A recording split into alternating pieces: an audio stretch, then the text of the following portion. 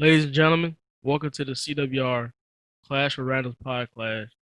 And I'm your host, Mr. Predictions himself, aka the JKD, NKA Captain Poundcake, in the house with my co-host. Hey, the DOC, the LOVE. Hey, Chef Mike at you, coming at you. Hey, we just want to say hello today. Please subscribe. Please subscribe. Hit us with some likes. Hit us with some comments. Also, check out my up and coming new YouTube channel, Soul Food Therapy. Check it out. We're talking about relationships and everything like that, and we're talking about food, which all of us pretty much love. But hey, let's get on what's happening in the world of wrestling today, starting with SmackDown. Well, okay, first of all, it's funny the fact that you put yourself over on our own show, but yet you never put us over on your own show. I do. You didn't do it last night. Oh, well, see, that's the reason why this sick bad karma. That's the reason why the show wouldn't record last night, right? Bad karma. That didn't make any sense. All right, but before we get onto some SmackDown, which was only the four matches, uh, which is also on Christmas Day. We want to go ahead and talk about what one of the biggest news that happened this weekend, as once again the wrestling world suffered another loss. So as we miss late great John Huber, as most people know him in WWE as Luke Harper, and the AEW as Mr. Brody Lee, and the 41-year-old, as for what we know from other articles and sources that it was told that it was non-COVID lung issues of some sorts, lung infection maybe. But we want to acknowledge him based on his achievements. You know, winning championships, whether it was the tag team champions, Intercontinental champion, and even the TNT championship, and we want to acknowledge that. And before we get started, I want to say we want to talk about at least one greatest moment from John Huber's wrestling career. As for me, I would like to say that one of my favorite moments about him was the fact that maybe when he won the Intercontinental Champion, Oh yeah. even though he wasn't supposed to win, I thought it was quite interesting the fact that he was the first and only member at the time to win the Intercontinental win the championship out of the Wyatt family. Let alone he was the only person for like a couple of years until Bray Wyatt won the title. So I just found that kind of interesting. What about you? Um, I mean, he's had so many great matches. Him and Cena, him and Daniel Bryan. Hmm. The dog collar match with him and Cody. But one thing rings out and stands in my mind is him winning the TNT title. The way he won it Dominated and fashion. yeah, dominated fashion. It was just devastating. And that kind of stands out in my mind. But like the matches itself, a lot of his matches just stand out. You know, even when he was on in Shikara or PWG for a minute, Ring doing of the thing as Honor. Big Red. Yeah. Yeah, But we want to go ahead and acknowledge, obviously John Huber, give him time to shine on the show, right, but we want to say, John, we will miss you in the wrestling world, and right. you know, And for y'all old school wrestling fans, this past weekend, Danny Hodge passed away. Um, winning three NCAA titles, not even being taken off his feet in any amateur wrestling match. He was the NAA junior heavyweight champion. great champion by the way. Um, one thing about it, his career was cut short too because he got in a car accident. He couldn't wrestle anymore because of the car accident and stuff like that. But he was a really, really great ambassador for wrestling. Also, great Oklahoman and sorely missed. He's one of the guys who was the forerunners who set up TV wrestling. People would go, crowds and crowds to go watch him wrestle. So, you know, Mm. Well, ups to him. mm, we want to say that we know we miss a lot of people. It's not just John Huber, but you also got to think about the folks who passed early on the year. You see people like Shad Gaspard, then we see Kamala, and we also Yeah, seen Pat Patterson, Kevin Green, and some others. yeah, So we want we man, it's been a 20. It's been some type of year. for the Yeah. type of for the wrestling world, you know. So And that Kamala kind of hit me kind of close because I guess I grew up watching Kamala as a little kid and stuff like that. Shad was a hard one to take because he sacrificed, and I think most people would do it, but it's just something when somebody sacrificed their life for some a loved one, you know. So yeah, but no, we don't wrestling news. Let's go ahead and get onto our SmackDown. SmackDown review. As we know that it was Christmas night, three championships on the line with one exhibition matchup. As we start the night off with a Universal Championship match in a steel cage with Roman Reigns defending the title in a rematch against KO. Now this was an amazing matchup with a back and forth. Some moment it seemed like Kevin Owens was gonna get the win, getting by pinfall, and or probably escaping the cage. Uh, obviously this is a moment where like you think Roman had to, you have to think that Roman might have think that like man he took Kevin Owens way too lightly at the TLC. And after the fight he brought him at TLC, he got to be worried about Big KO trying to get his title now. right, right. And one thing I did like about the match, they didn't have that one good guy dumb spot when they're about to skate the cage and then they'll turn around and do something stupid like jump off the cage. Yeah, I like that they didn't have that spot in this match. yeah, I see what you're saying though. But yeah, and in the end, we know that Jey Uso once again got involved. You know, handcuffing KO to the cage with Roman Reigns slowly escaping with the to satisfy his sweetness slowly stepping out the cage. As still your Universal Champion. And I like the way they did it because it made Kevin Owens, especially with him saying some of the words that he said to him going out, that made him he didn't he Kevin Owens didn't get punked out by the loss. Let's say that. Yeah.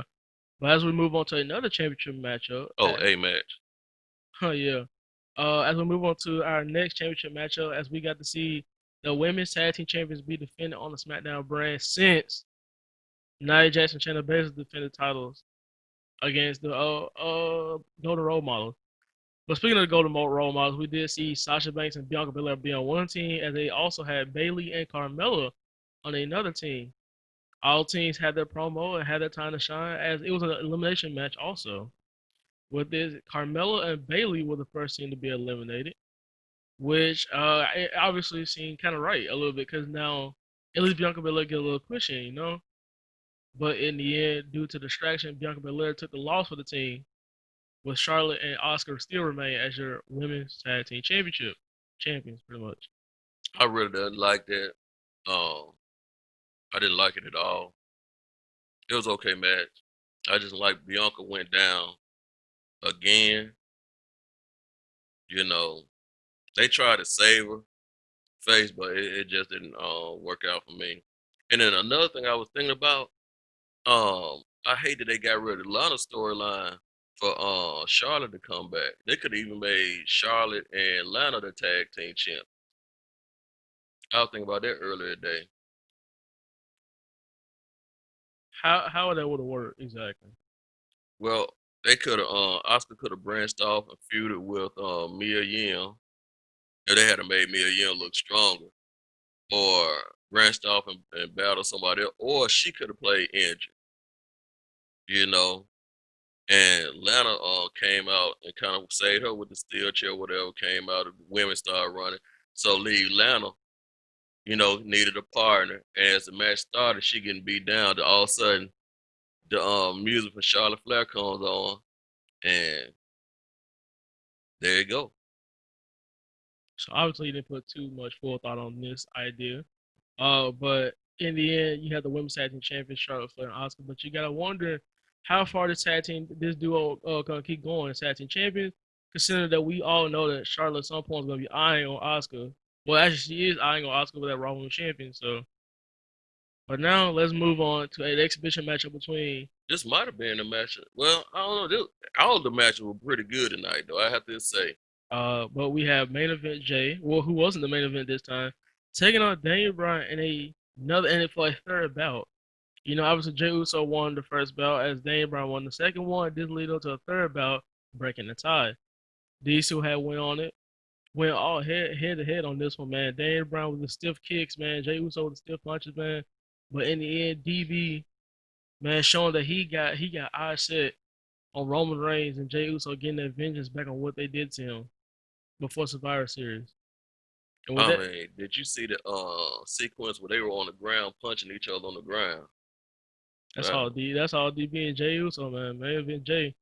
But in the end, Daniel Bryan has his eyes set for Roman Reigns.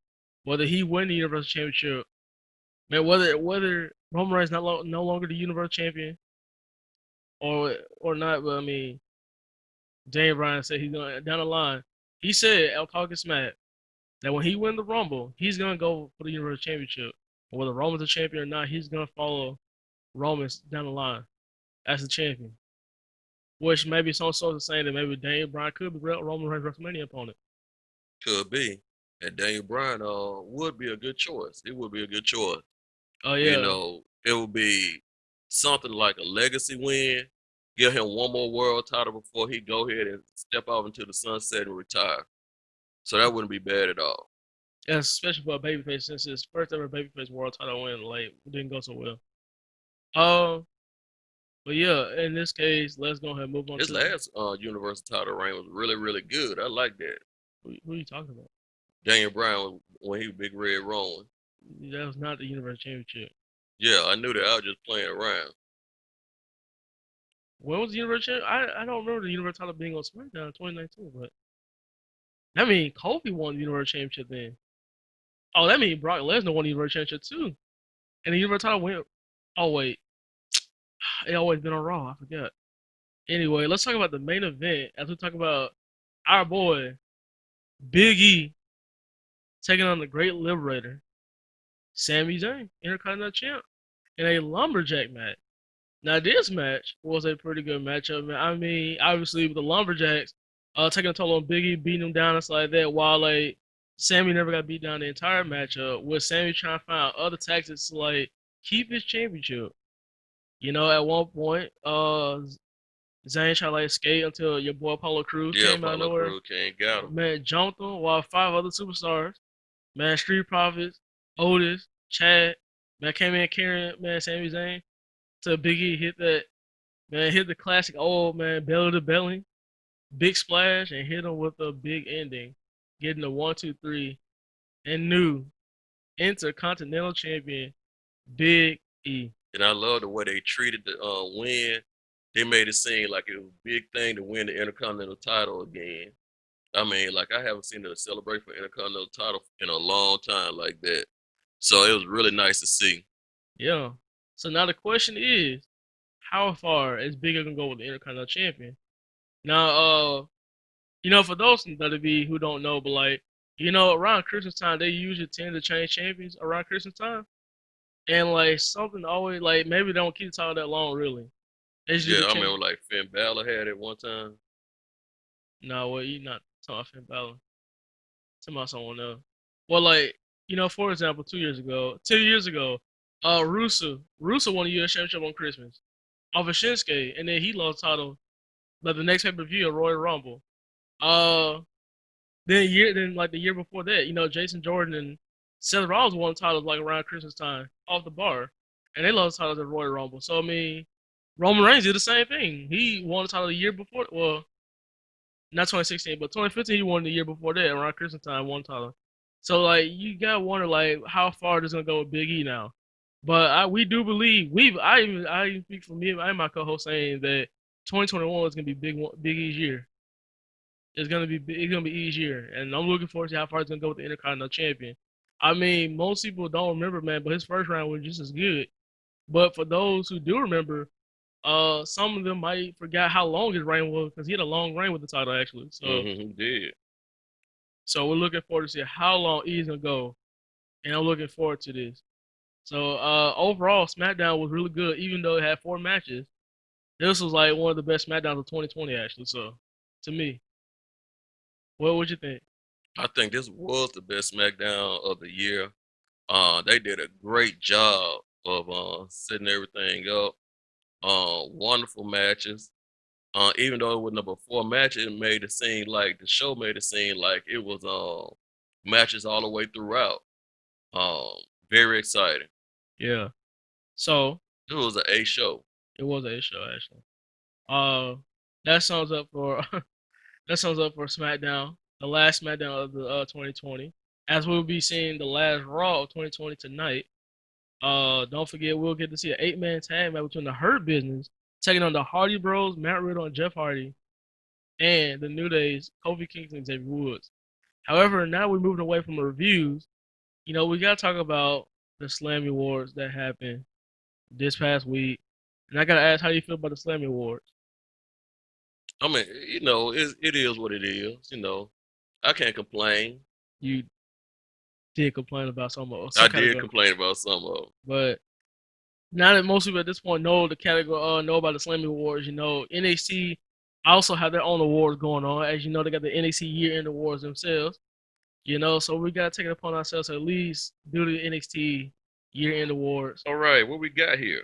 So we gotta talk about the first one. You already know NXT Breakout Star, and I already voted. I already voted too.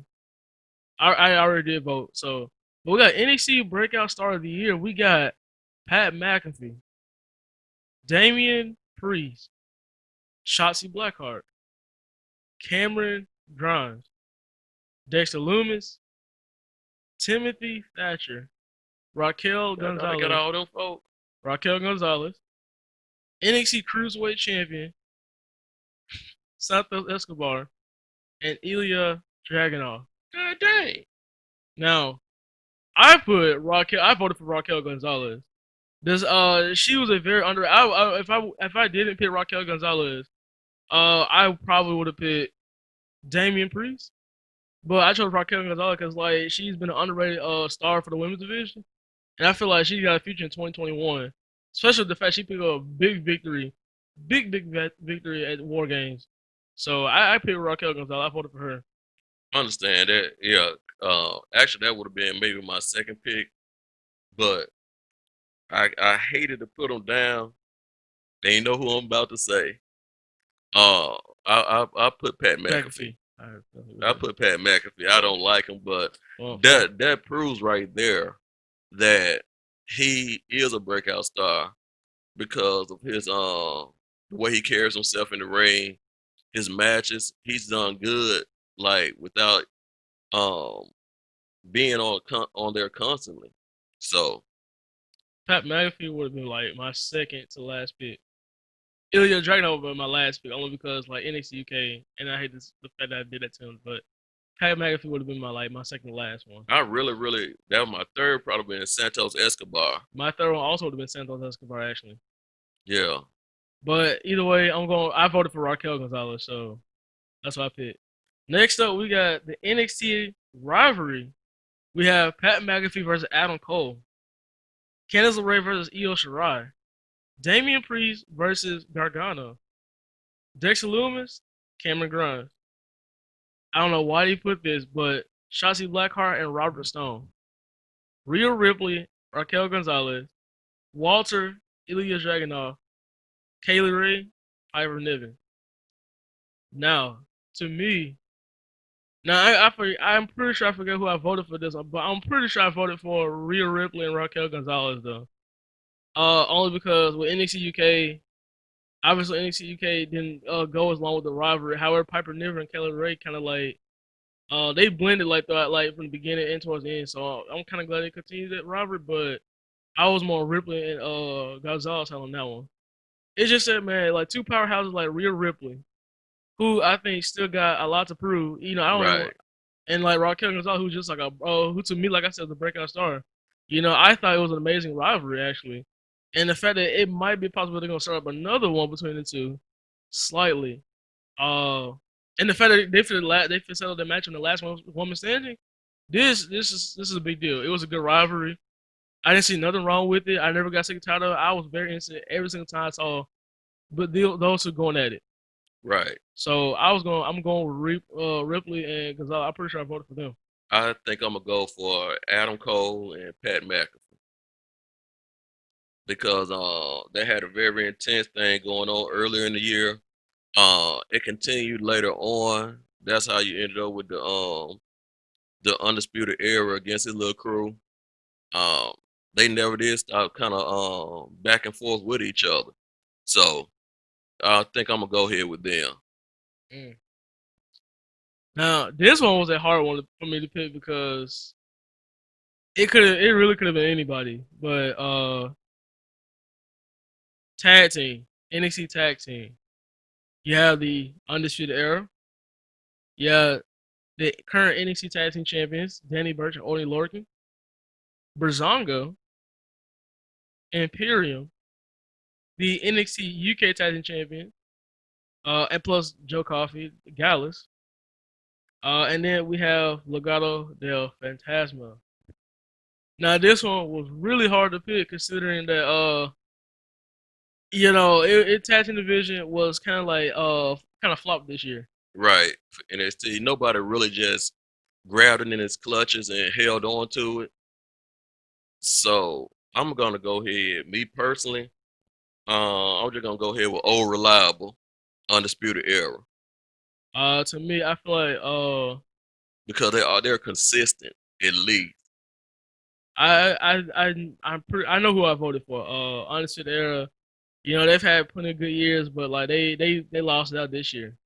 Uh, obviously all of them lost their goal for one thing. Roddy being the first one, even though he won he was the last one to win it. Bobby Fish and Kyle. But at this point, like it was like they all went their separate ways. Doing their own singles thing. Cole still NXT champion. Kyle was on a 6-month hiatus. Roddy and Bobby wasn't really doing anything. Roddy was instead of being acting like he was scared of Loomis and stuff like that, and Bobby was just sitting in the background, nothing, doing nothing until they came back all back together. Lorcan and Burge, they kept losing until they finally found their winning ways and won the tag team champions. Brazongo was like my second pick only because they finally won the tag team champion. They were actually being pushed like through these couple of months. Imperium was they were just handed the titles really. Yeah, I didn't like Imperium's title reign. Their Uh, title reign sucked. Gallus, yeah, it was kind of too late. I mean, they had amazing matches, but like NXT UK was gone for a while. So I voted for none other than Legado del Fantasma because they have done so much on 205 Live and NXT dominating in the cruiserweight division. So I went with Legado del Fantasma on this one. They didn't win enough for me. You haven't watched 205 Live, that's why. Yeah, but that's 205 Live, not one of the main That shows. don't mean that. Actually, it does. They just didn't win enough for me. Well, male competitor of the year, NXT man. we have Finn Balor, Adam Cole, Johnny Gargano, Keith Lee, Walter, and Tommaso Ciampa. The put Keith Lee in it, man. It made me want to vote Keith Lee. But he was in it. He was in NXT for most of the year until the last 3 months, 3 or 4 months. Yeah, it's hard to say, but to be honest, man, to be really honest, Keith Lee doesn't get it for me. I voted for Finn Balor. Obviously, Tommaso Ciampa lost his edge. That's enough. Gargano lost lost way too much over the summer. Like I said, NXT, I can't hold against UK. I'm sorry, I just can't. Adam Cole lost his touch also. Like after losing the NXT championship. Keith Lee was my second pick. He's done so well. He won the North American champion. He did so well with the reign. There was some time where I thought he was gonna lose the title to like Gargano and Priest, but and Dodger. Well, I know Dodger Code, but I thought he was gonna lose the title to like Priest because you thought that sometimes too. Then I thought he was gonna lose to Yeah, Gargano, but yeah, I did. he still remains champion though, and he proved to me. And then even though he did became the first NXT double champion, man, Finn Balor, the wins matter, man. The wins matter. I mean, no offense, Keith Lee, but Balor has won like every takeover since he returned to NXT. Man, he was the man. So to me, Finn Balor's like NXT male competitor of the year to me. Well, the male competitor of the year, I'm gonna go ahead with Keith Lee. He was there most of the year. He had a big championship run with the North American title. He had the NXT title, all that. He actually was like a top dog there for a pretty good amount of time. Great matches. Um, my next person would have been Tommaso Ciampa because of all his great matches. He put on some good matches though. Uh, very back and forth, but yeah, Keith Lee is my man on that. Hmm. But let's go. But Female competitor. yeah, let's go to the female competitors. We get to see the Nightmare, Rhea Ripley, with the current NXT Women's Champion Io Shirai, the Poison Pixie, Candice LeRae, with Dakota Kai, with the NXT UK Women's Champion Kaylee Ray, and none other than Tegan Knox. Obviously, obviously it's pretty obvious who's my female competitor of the year. I mean, look, Tegan Knox injured, gone. And my heart goes out to Tegan Knox because every time she comes back, she ends up leaving with that knee injury. She just got real bad knees. Yeah, that's true. I can't hold out against UK, so I'm not even gonna bother to say UK folks.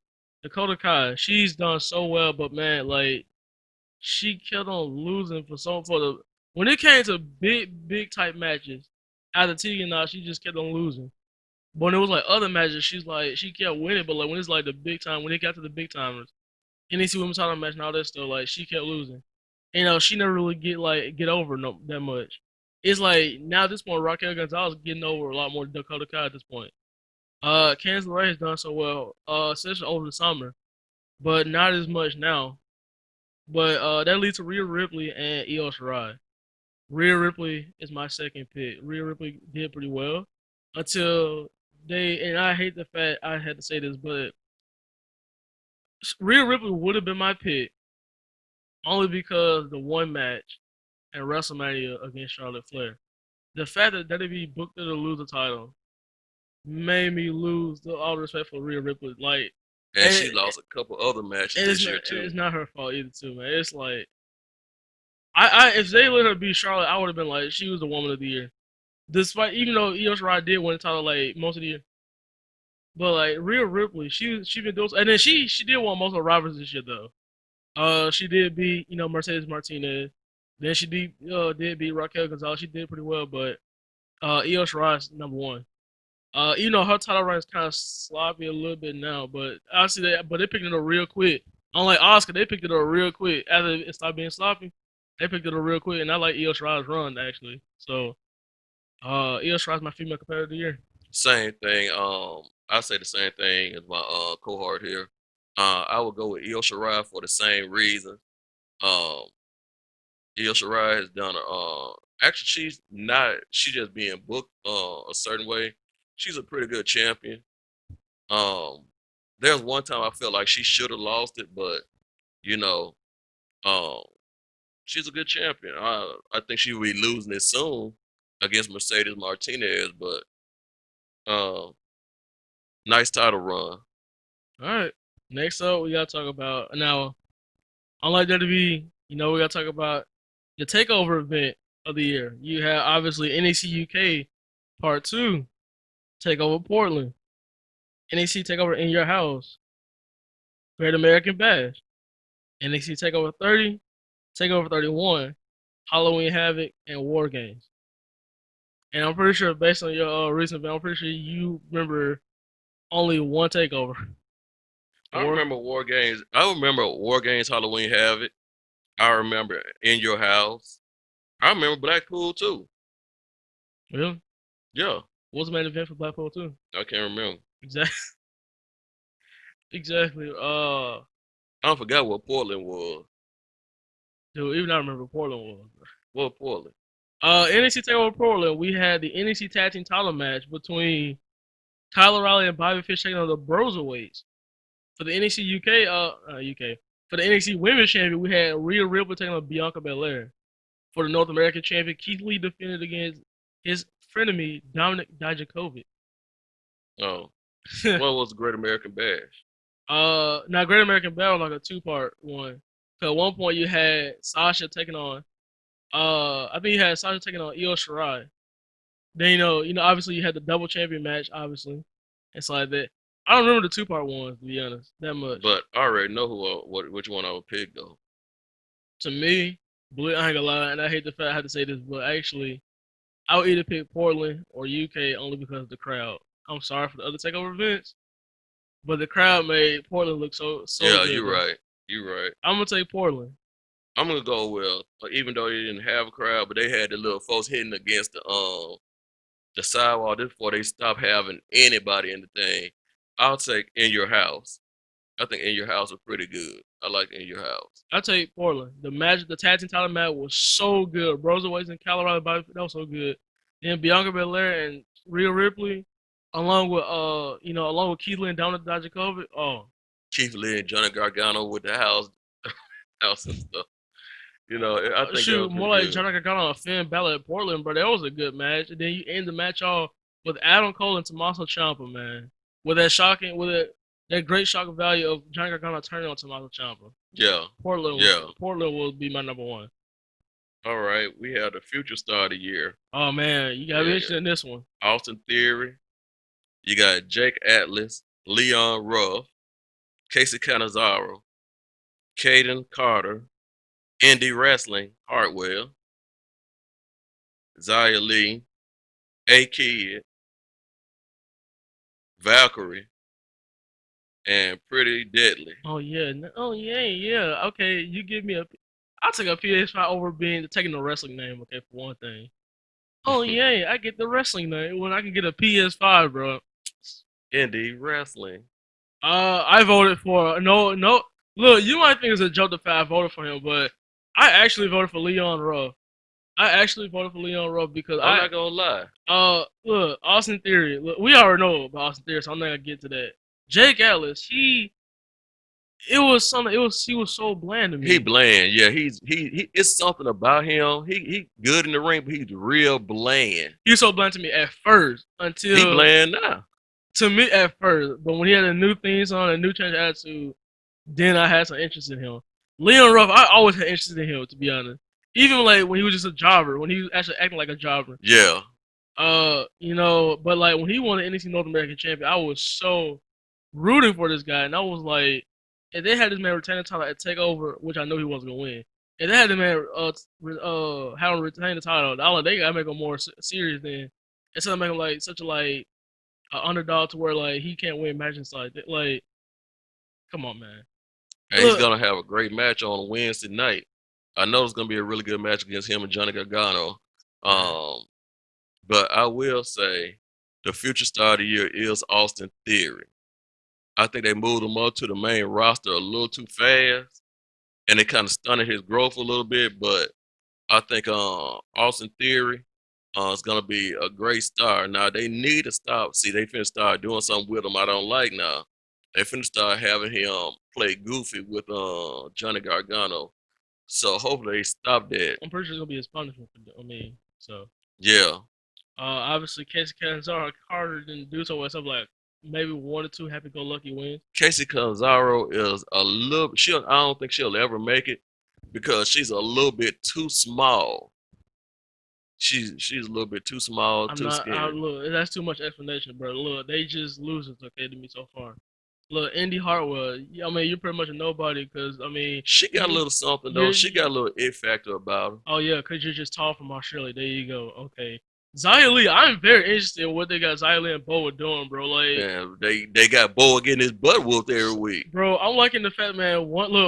Last week, man, they had them like so distraught and so man like tired and frustrated, man. It's man getting hurt.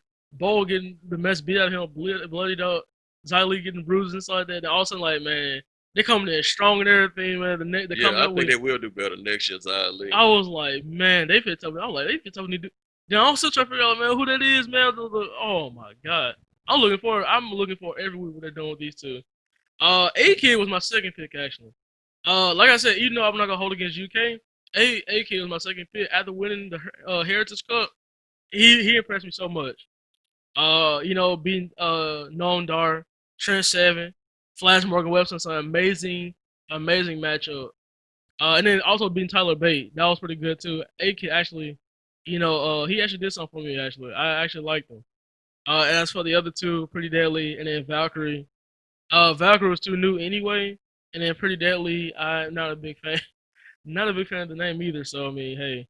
but Leo Ruff is my future star of the year. But let's go ahead and move on to the main event. The big part. You always got to talk about what is the NXT match of the year, and let me just say, there's a lot of candidates on Yeah, this they one. put too many matches on there. Man, let's talk about, man. We go NXT Super Tuesday, the first one. Well, part one with a Fatal 4-Way Iron Man match for the NXT Champion. As we move into the part two of Super Tuesday, Finn Balor versus Adam Cole for the NXT Champion. Then you have the one final beat between Johnny Gargano and Tommaso Ciampa with Takeover 31, O'Reilly taking on Finn Balor. At Great American Bash, Keith Lee, Adam Cole, Takeover 30, the NXT North American Championship ladder match. What was it? Cameron Grimes, Johnny Gargano, Damian Mm-hmm. Priest, all them. Then you got Halloween Havoc, Io Shirai versus Candice LeRae. NXT UK, Walter versus Dragunov. On regular plain NXT UK TV. Yeah. War Games, the men's War Games. Also on War Games, the women's War Games. Yeah, in your house, the women's triple threat match between Io Shirai, Charlotte Flair, and Rhea Ripley. NXT Takeover 2, the tag team ladder match, the Fatal 4-Way tag team ladder match. Gallus, Imperium, Yeah, GYV, you know, Grizzle Young Veterans. Flash Morgan Webster and Mark Andrews. Yeah. You got in it. Mm-hmm. Also from UK part 2, you had Tyler Bate versus Ooh, that was a good Jordan match, Devlin with Bronson Reed taking on John Gargano and Roderick Strong. And the first ever fight pit between Matt Riddle and Timothy Thatcher. NXT match of the, first of all, the second page of matches are definitely none of them are it. The only ones that could have been it was the women's match and Bate versus Devlin, That fight pit was pretty good though.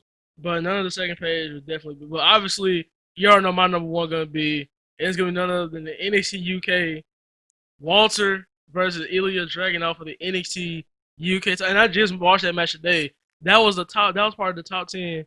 2020 That matchup. was the match of the year out of all the wrestling. That was top. I think it was, man. If you go on the WWE Network and you watch the top 10 matches of 2020, they had this match as number 9. It was such a great matchup, and I just want to say I recommend you guys watch the top 10 matches of 2020 for WWE on the WWE Network. 5 hours of matchup, it was pretty good. What they have at number 1? I don't know. I haven't watched it far yet, but no, they bull messing. That Dragunov and Walter was like the best match of the year. I mean, like I think it's out of all leagues, New Japan, everything. It was the best match. but at the same time, I got like to be realistic though. As much as people always say it's the greatest match, it was a really good match. But like sometimes you got like as I look at the match now, I'm like I feel like the only reason why people like the match so much because like some people might like it because of all the hard hitting moves they did, and that, and all the technicality and the hard hitting. That what gets me over most of the time. High flying either like hard hitting matchup. But I feel like just them doing all those chops made people just like it so much, really. Because really I noticed how many chops they both did to each other, and that was like a lot of chops. So where like it was like as if they were doing so many super kicks. When folks get sick of tired of seeing Young Bucks doing the super kick part, it seemed like Walter and Drano were doing way too many chops to try to get over and stuff like that. So it was a great match. But like I want people to get too excited about the matchup. Like, but I would recommend you still watch it though. Hey. Hey, I'm into that match. That was the best match of the year. Yeah, I mean the match was so good that the fact that the following week they had other UK wrestlers, like folks from the UK, react to the matchup, which was beyond crazy. But yeah, with that is the end of our review. Our tribute to John Huber and I look at SmackDown, and look at NXT end of the year awards. also, man, don't forget about NXT New Year's Evil when we get to see Kyle O'Reilly and Finn Balor Part 2, and we get to see Tommaso Ciampa and Timothy Thatcher Part in 2. That fight pit.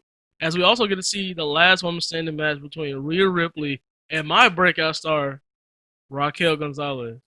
And many more matches to come. And that big back she got. Yeah, man. Flexing back muscles. Strong, man. That's a strong woman, man. Hey, but either way, I'm the JKD, NKA Captain Pancake with my co-host. Hey, Chef Mike, the DOCLOVE. Hey, we here to wish you happy holidays. Have a happy new year. And y'all do y'all thing. Please subscribe, hit those likes, give us a comment, and y'all keep doing your thing. Share the Hey, keep video. it tight. Alright.